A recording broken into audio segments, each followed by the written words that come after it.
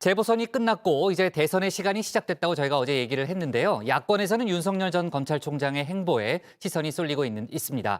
다음 주에 윤 전 총장의 생각을 엿볼 수 있는 대담집, 윤석열의 진심이 출간될 예정이라고 하는데요.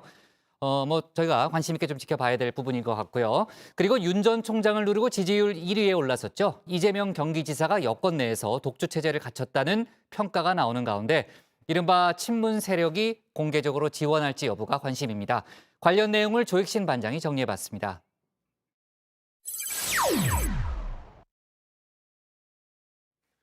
김종인 전 비대위원장을 대신해 국민의힘을 임시로 맡게 됐죠. 조영 대표 권한대행이 윤석열 전 검찰총장에게 또다시 러브콜을 보냈습니다. 7월 전 당내 대선 경선이 시작되기 전에 들어오라는 겁니다.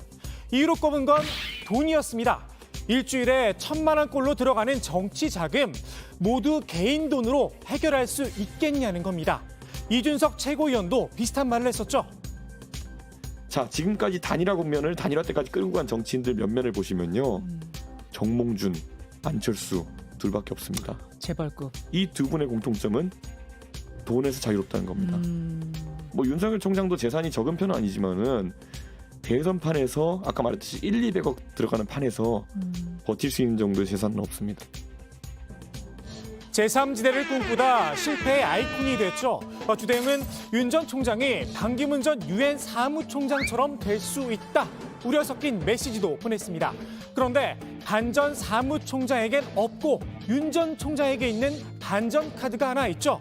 자타공인 킹메이커 김종인 전 비대위원장입니다. 국민의힘에선 김 전 위원장이 윤 전 총장과 손을 잡고 독자 세력을 만들까 내심 걱정인가 봅니다. 본인이 고사를 했는데도 굳이 상임 고문으로 모시겠다고 합니다. 나름의 안전장치라고 할까요? 정작 김 전 위원장의 마음은 이미 윤 전 총장에게 가 있는 듯합니다. 한번 만나보겠다는 입장을 밝혔는데요. 대통령 후보감으로 적절하다고 판단이 되면 그때 가서 도와줄지 여부를 판단하겠다는 겁니다.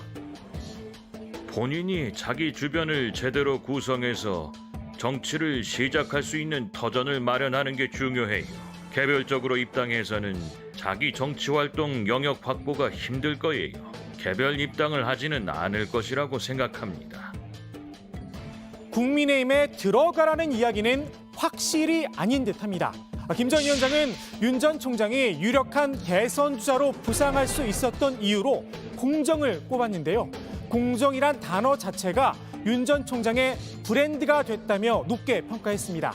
그런데 국민의힘 유승민 전 의원은 이 공정에 물음표를 찍었습니다. 윤 총장 같은 경우에는 당시 특검의 수사팀장 하면서 구속 기소와 구형을 했던 분이고 그 구형량이 선거법 위반이나 국정원 특활비 위반 빼놓고도 30년을 구형을 했고 지금 이제 24년입니다. 형을 살고 계시는데 저는 구속 기소와 구형과 또 법원에서 형량이나 이런 거는 저는 너무 과했다고 생각을 합니다. 사면 이야기까지 꺼냈는데요. 이번 재보선에서 승리에 꽤나 자신감이 붙었나 봅니다. 선거가 끝난 뒤 당에선 이런 이야기를 했었죠. 이번 선거는 국민의힘이 잘해서 국민의힘이 이뻐서 지지한 것이 아니다. 민주당 정권이 워낙 민심과 어긋나는 폭정을 하기 때문에 심판한 것이다. 승리에 취하지 않고 묵묵히 나아가겠습니다. 야권의 관심을 한몸에 받고 있는 윤 전 총장. 언제쯤 본격적인 대선 행보에 나설지 관심인데요. 어제 나온 여론조사에서 지지율이 7%포인트나 빠졌죠. 올해 초 이른바 추윤 갈등이 잦아든 뒤에도 지지율이 크게 떨어졌었는데요. 민심은 바람과 같다는 말이 있죠. 윤 전 총장의 지지세, 콘크리트 지지층은 아닌 듯합니다. 지지층을 다잡을 메시지가 필요한 상황인데요. 다음 주에 책이 하나 출간된다고 합니다. 윤석열의 진심이란 대담집인데요. 고교 동창인 전직 기자가 윤 전 총장과 나눈 대화를 책으로 엮었습니다. 그런데 이런 형식의 대담집 왠지 좀 낯이 익습니다. 안철수의 생각. 지난 2012년 안풍이 거세게 불던 당시 나왔던 책이죠. 이 책 역시 기자 출신 교수가 대화 내용을 정리했었습니다. 나올 가능성을 대비해서 많이 준비를 하고 있다는 느낌도 있고, 또 하나는 이렇게 하다가 자기가 아니다 싶으면 안 할 수 있겠다는 생각도 좀 있고. 윤석열의 진심에는 의회 민주주의와 시장 경제 등에 대한 윤 전 총장의 생각이 담겼다고 하는데요. 대화가 이루어진 건 추윤 갈등이 고조됐던 지난해 9월이지만 문재인 정부에 대한 비판은 없었다고 합니다. 윤 전 총장의 진심, 과연 국민들은 어떻게 받아들일까요?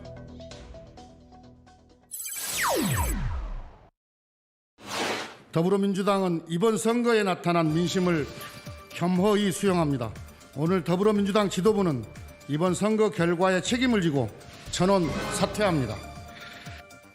민주당이 참패를 확인한 날 이재명 경기지사는 1등 성적표를 받아 들었는데요. 이 지사 입장에선 웃어야 할지 울어야 할지 고민일 듯 싶습니다.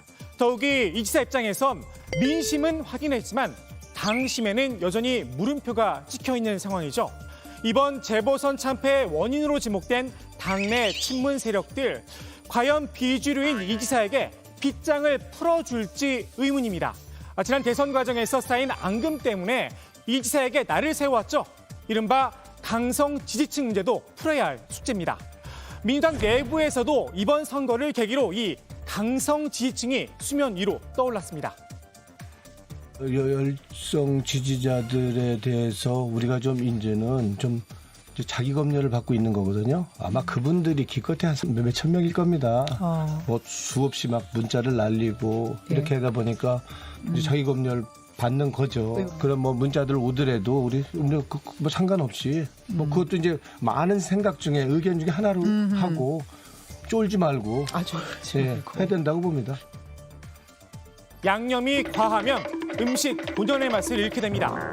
지지자들에게 휘둘리지 말고 당이 중심을 잡아야 한다는 겁니다. 유인태 전 국회 사무총장은 이 강성 지지층을 태극기 부대에 빗대기도 했습니다. 뭐 그 사람들이 저 태극기 부대처럼 뭐 주먹을 휘두르고 그런 폭력은 쓰진 않지만은 언어 폭력은 계속 되온 거 아니에요? 그 강성 지지층한테 그 끌려다니면은 당이 오그라들게 돼 있는 거예요. 그게 뭐 어느 당이든 다 그렇게 되면은 어려워집니까? 그럼요. 그렇군요. 거기에서부터 그러면은 탈피 중도가 밥맛 떨어지게 만드는 거 아니에요. 이재명 지사도 당심보다는 민심에 무게를 두고 정치 행보를 이어갈 걸로 보입니다. 당장 이번 재보선에서 확인된 반민주당 정서, 일단 국민들의 마음부터 되돌려야겠죠. 차기 대선 승리를 위해선 새로운 인물이 필요하다는 목소리도 나옵니다. 김대중 정부 마지막에 정말 힘들었는데 정권 재창출을 해냈던 거는 변방의 장수, 비주류로 이렇게 얘기됐었던 노무현 대통령이 등장하면서 민주당이 정권 재창출에 자신감을 회복하는 계기가 됐거든요. 지금 민주당의 상황은 그런 인물이 필요하다. 그런 변화가 필요하고 그걸 보여줘야죠. 박용진이다. 최대한 노력을 하겠습니다. 역시 정치는 자기 마케팅이죠. 그런데 이분만은 좀 자제해달라는 지적이 나왔습니다. 낄끼 빠빠라고 하죠. 낄 때 끼고 빠질 때 빠지라는 겁니다. 청취자 한 분께서 이런 메시지를 주셨어요. 추미애 전 장관과 윤석열 전 총장이 대권에서 붙으면 어떨까요? 글쎄요, 그건 뭐 그분이 농담으로 한 얘기인지 아니면 진담인지 모르겠습니다만은 네네. 그게 그렇게 마음대로 되는 건 아니죠. 그 추미애 전 장관이 사실 근데 뭐 이전에 뭐 언론 인터뷰 몇 군데에서 나올 수도 있다 이런 그 시사하는 그런 얘기를 하긴 했습니다. 본인이야 뭐든지 할 수 있죠. 뭐 본인 마음이니까 할 수 있지만 그걸 당원들이 이제 받아들일 것인가 하는 문제는 별도의 문제죠. 아직은 때가 아닐 거라고 봅니다. 그런 면을 제가 개인적으로 존경하는 건 방금 말씀은 그런 것입니다. 사람이 물러날 때와 서 있을 곳, 갈 곳을 알아야 되는데 추 장관이 지금 대통령 나온다고 한다면 우리 국민들을 그건 무시하는 거죠. 가끔 이렇게 여야 의원들의 생각이 일치하기도 합니다. 하지만 정치는 생물이라고 하죠. 추미애 전 장관과 윤석열 전 총장의 맞대결, 농담 같은 일이 벌어질지는 또 모를 일입니다. 오늘 국회 발제 이렇게 정리합니다. 윤석열의 진심, 대담집 곧 출간, 1등 이재명, 당심이냐 민심이냐